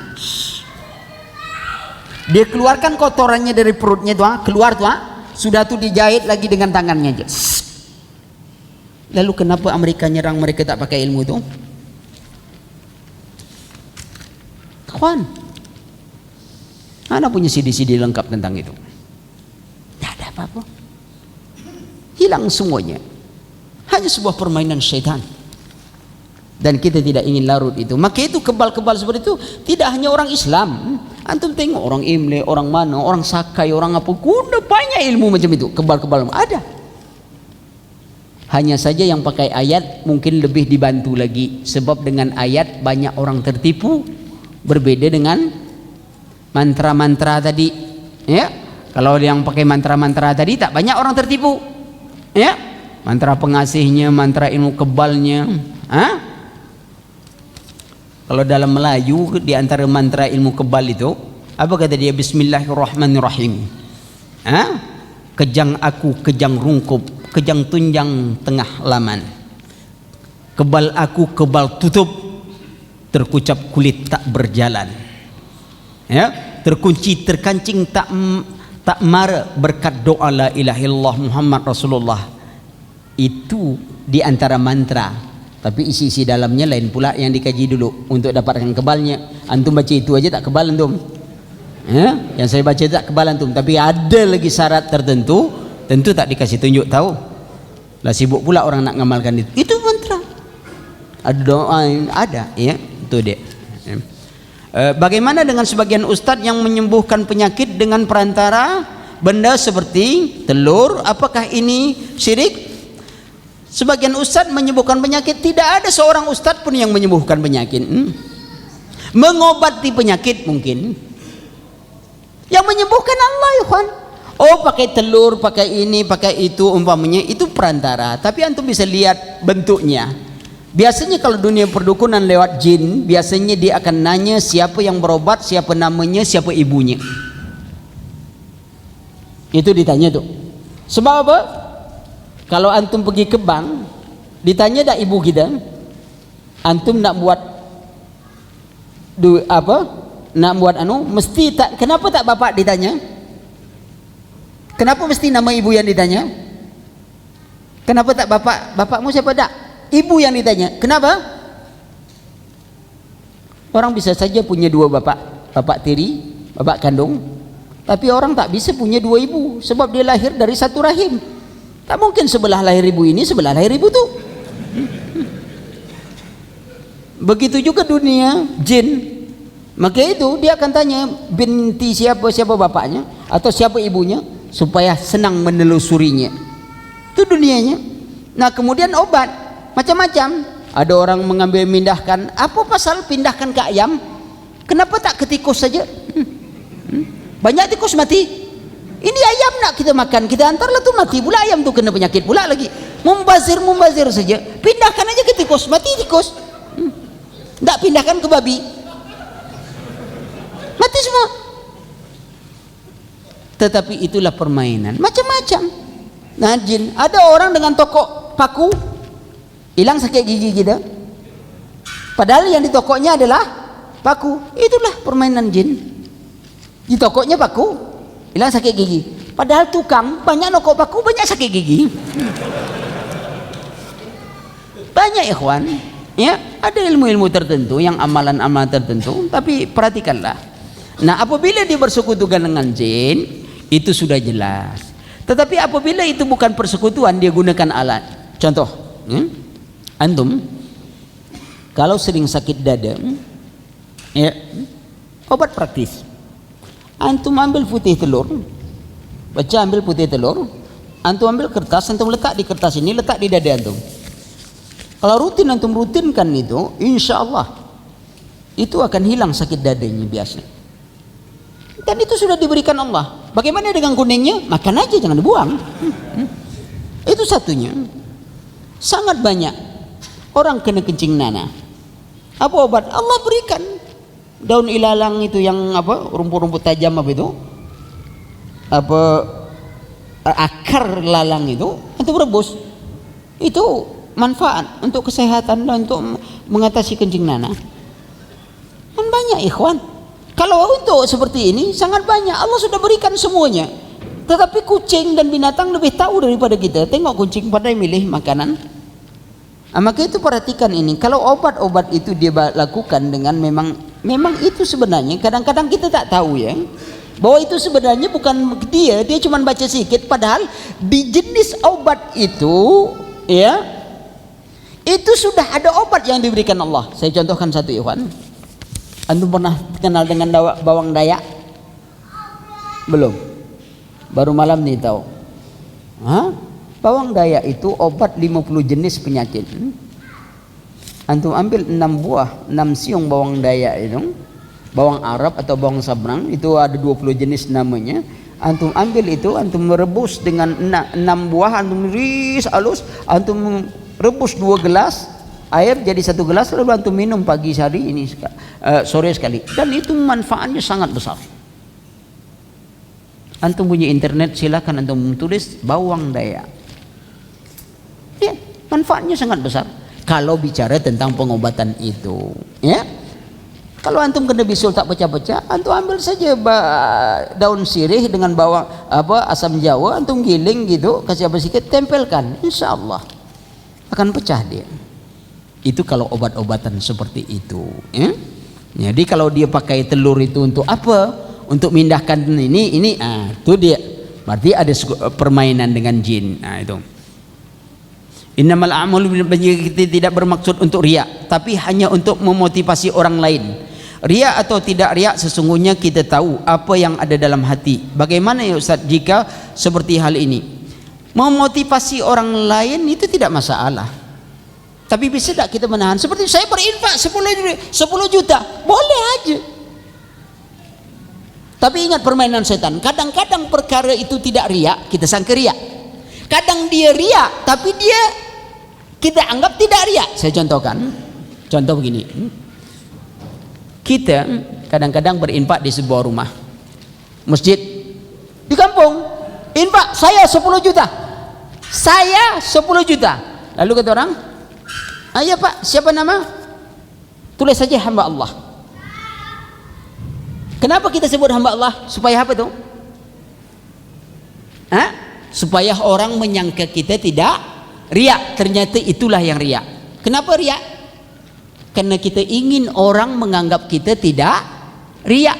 Itulah riya. Sebab orang kampung sudah tahu nama kita. Seharusnya antum kalau ingin berinfak seperti itu, antum cukup masukkan dalam amplop, ini hamba Allah, selesai. Tapi kalau antum sebut sudah nama antum untuk motivasi orang, tak salah antum sebutkan Ali 10 juta, tak masalah. Tapi jagalah bersamaan itu hati kita. Sebab ketika kita pura-pura nama yang lain, sebenarnya kita sedang ingin dipuji orang. Itu lihat. Tapi kadang-kadang dia tidak riya. Contoh, kita ini jarang sholat sunat. Begitu berkumpul sama kawan-kawan, kita tengok orang, akhirnya kita sholat sunatnya, baru nak ngangkat, apa kata setan? Riya ente, di rumah tak pernah sholat sunat, di mana sholat sunat, tiba-tiba di sini sholat sunat. Ada berhenti kita. Nah, kenapa tak sholat kata kawan? Takut riya. Riya antum. Kenapa riya? Orang kan tak tahu antum sholat tak sholat. Karena orang boleh saja dapat motivasi dari orang lain lalu dia bangkit untuk beramal. Kan orang tu tak tahu antum sholat tak sholat. Kenapa antum berhenti? Ternyata antum berhenti untuk takut riya, padahal antum sedang jatuhkan dia dalam riya. Tengok permainan syaitan ya kan. Maka itu kalau kita bahas riya lebih jauh, sangat banyak sekali. Karena setan tu pandai. Kalau tak pandai takkan setan nama.